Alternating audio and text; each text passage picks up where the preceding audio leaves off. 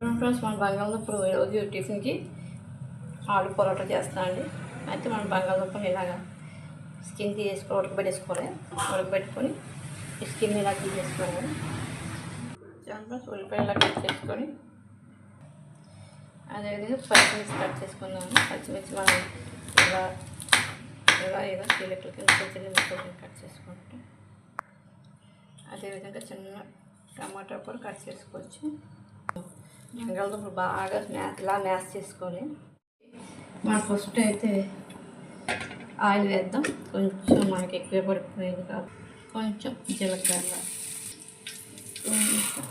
ఉల్లిపాయలు, పచ్చిమిర్చి, టమాటాలు, సాల్ట్,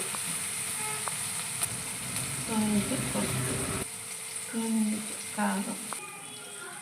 ఇందులో బంగాళదుంపలు మెదిపిన బంగాళదుంపలు వేసేసుకోవాలి. పరోటా స్టఫింగ్ అయితే రెడీ అయిపోయిందండి. అయితే మన బంగాళదుంప మెదిపి ఇలా వేసుకొని ఆవాలు జీలకర్ర ఆఫ్ చేసేస్తున్నామండి. మన చపాతీ ఇలా తీసుకొని దీన్ని కొంచెం ఇలా పెట్టుకోవాలండి. పెట్టుకొని మన మిశ్రమం ఉంది కదా, బంగాళదుంప మిశ్రమం చూడండి. ఇలా బంగాళదుంప మిశ్రమాన్ని ఇలా ఫోల్డ్ చేసుకోవాలండి. ఇలా ఫోల్డ్ చేసుకొని అలా ఫోల్డ్ చేసుకోవడమే. చూడండి మన స్టఫింగ్ బయటకు రాకుండా దీన్ని ఇలా చపాతీ కర్రతో ఇలా ఒత్తుకోవాలండి. ఒత్తుకుంటే మనకి బాగా వస్తుంది.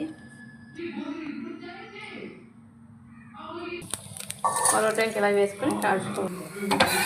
మన పరోటా కాల్చుకోవడం బాగా కాల్చేసుకొని